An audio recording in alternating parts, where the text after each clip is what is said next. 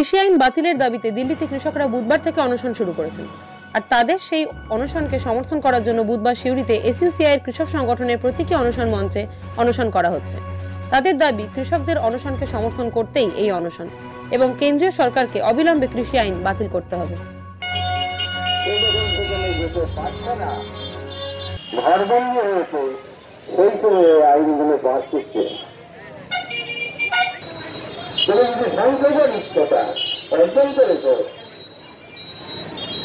তাহলে লুকিয়ে কেন এরকম পরিস্থিতি সৃষ্টি করে এমন সময় তুমি আইন চালু করছো, আইন পাস করছো, তুমি সংগঠিত হওয়ার কোন উপায় নেই।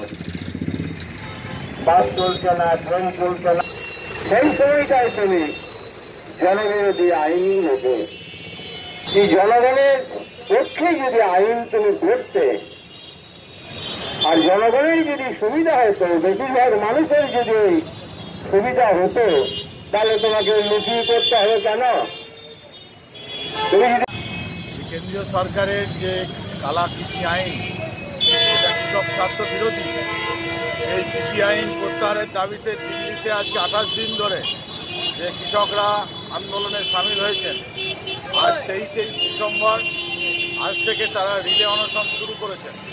ফলে আমরা সেই অনশনটাকে গোটা ভারতবর্ষে ছড়িয়ে দেওয়ার জন্য অল ইন্ডিয়া কিষাণ এবং ক্ষেতমজুর সংগঠনের পক্ষ থেকে গোটা ভারতবর্ষের বিভিন্ন প্রান্তে প্রত্যন্তে, পশ্চিমবাংলার বিভিন্ন শহরে গ্রামে আমরা আজকে এই প্রতীকী অনশন, এই 23 ডিসেম্বর যেহেতু দিল্লিতে তারা অনশন করছেন, আমরা সেই অনশনের সাথে সাথী হয়ে তাদের পাশে থাকার জন্য আমরা আজকে এখানে অনশন মঞ্চ করেছি এবং আমাদের অনশন চলছে।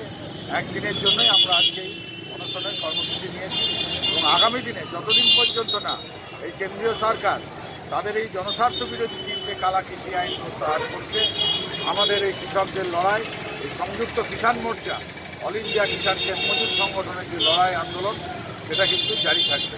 কটা থেকে শুরু হয়েছে অনশন? আমাদের শুরু হয়েছে বেলা 10টা থেকে, কটা পর্যন্ত থাকবে? 4টে পর্যন্ত।